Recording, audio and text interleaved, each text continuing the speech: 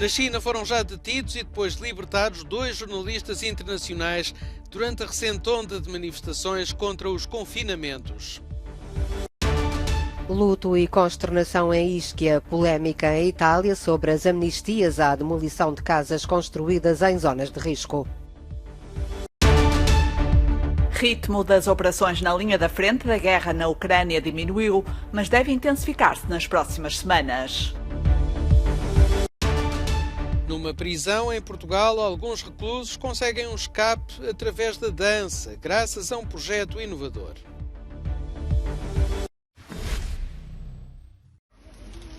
Embora sem uma repressão direta das manifestações que se propagam contra os confinamentos e a política de Covid-0, a polícia chinesa está a reforçar os controlos, com patrulhas a parar pessoas na rua para ver as imagens nos telemóveis. A ação mais musculada faz-se sentir também junto da imprensa internacional. Depois da detenção de um jornalista da BBC, foi a vez de outro repórter, desta vez da televisão suíça, ser detido para interrogatório durante um direto e depois libertado. O governo chinês diz que Ed Lawrence, da BBC, não cumpriu as regras. O jornalista em questão não se identificou como tal e não apresentou, por sua iniciativa, as credenciais de imprensa. Os agentes estavam a desmobilizar as pessoas e aquelas que não cooperaram foram levadas embora.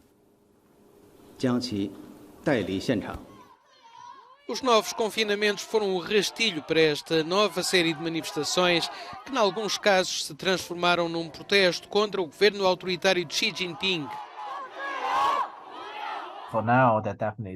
Não tenho dúvidas de que o governo vai recorrer à repressão dura. É inimaginável que tentem resolver o assunto recuando ou mudando as políticas. Não é o estilo de Xi Jinping e não traria bons resultados para o governo. Por enquanto, a polícia tem-se limitado, na maioria dos casos, a patrulhar as manifestações. Muitos participantes exibem folhas brancas, sinal de protesto contra a censura e a falta de liberdade de expressão.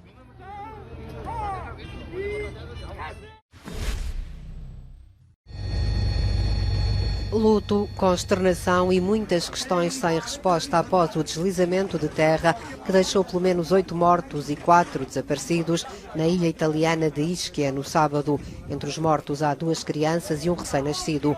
5 pessoas ficaram feridas e 230 desalojadas. O governo decretou o estado de emergência na ilha e, enquanto as equipas de resgate trabalharam todo o fim de semana à procura de sobreviventes, a Itália lançou de novo o debate sobre a amnistia para a demolição de casas construídas em zonas perigosas. Quase metade dos proprietários das casas de Ischia tinham pedido amnistia para evitar a demolição. As cerca de 30 casas soterradas pela lama foram construídas no meio de uma descida natural da água da montanha. Para além de ser um país sísmico, a Itália tem a maioria do território em zonas de risco hidrogeológico devido à localização entre os Alpes e os Apeninos. Apesar do risco, desde 1985 houve 3 amnistias à demolição das casas.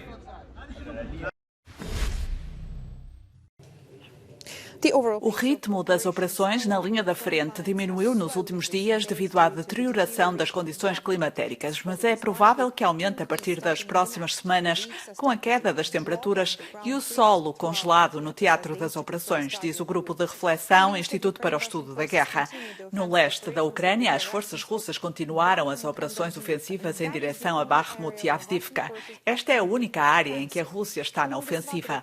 Ao longo da linha de Svatov-Kremina, no nordeste, as forças russas continuam a defender-se da contraofensiva ucraniana. A operação defensiva continua também no sul da Ucrânia, onde as forças russas estão a fortalecer posições.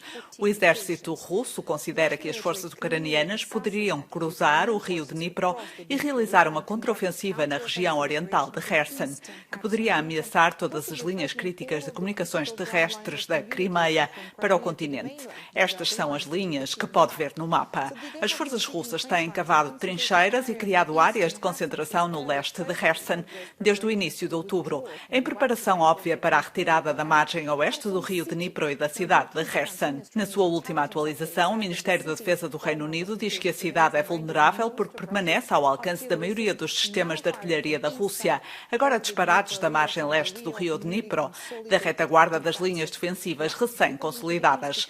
Mas, de acordo com o think tank, Instituto para o Estudo da Guerra, as tropas russas estão a preparar-se para defender em profundidade ou para conduzir operações de atraso operacional ou estratégico. Claramente não esperam ser capazes de impedir que as forças ucranianas atravessem o rio, nem estão a dar prioridade a posições defensivas para impedir essa travessia. A Europol anunciou o desmantelamento de um supercartel de drogas com a detenção de dezenas de pessoas em 4 países europeus, nos Estados Unidos e nos Emirados Árabes Unidos. A operação, que estava a ser preparada há vários anos, visou um centro de comando e infraestruturas em França, Espanha, Países Baixos e Bélgica. Foram detidas 43 pessoas nos 4 países europeus e mais 6 no Dubai. Algumas, segundo a Europol, são alvos extremamente importantes no tráfico internacional.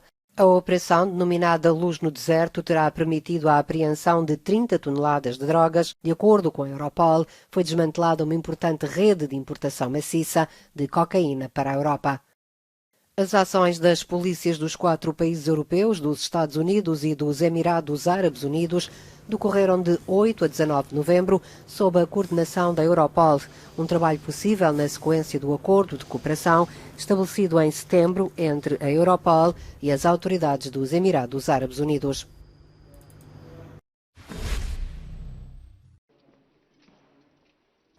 O número de prisioneiros em França bateu um novo recorde. Há 72.809 pessoas atrás das grades em todo o país. É o número mais elevado de sempre e ultrapassa as vagas disponíveis em mais de 12 mil lugares. À escala europeia, a França é dos países com menos prisioneiros, em média, por cada 100 mil habitantes. Está ao mesmo nível que a Ucrânia ou a Grécia, de acordo com os números do Conselho Europeu. Mas o número de vagas não acompanha o número de reclusos. Há 56 prisões francesas que ultrapassam largamente a lotação. 3 delas têm mais do dobro dos prisioneiros que deviam ter. Quem menos reclusos tem, em proporção, é a Finlândia. Os últimos dados apontam para 43 prisioneiros, em média, por cada 100 mil pessoas. Do outro lado está a Chequia, com o maior número de reclusos em cada 100 mil habitantes, 192. Fora da União Europeia, Turquia e Rússia encabeçam a lista. Têm mais de 325 prisioneiros por cada 100 mil habitantes. Em toda a Europa, os números têm aumentado ano após ano.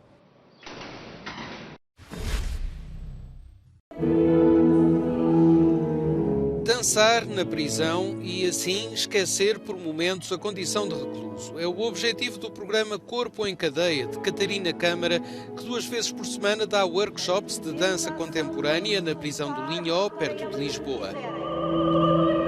Para já o balanço é muito positivo.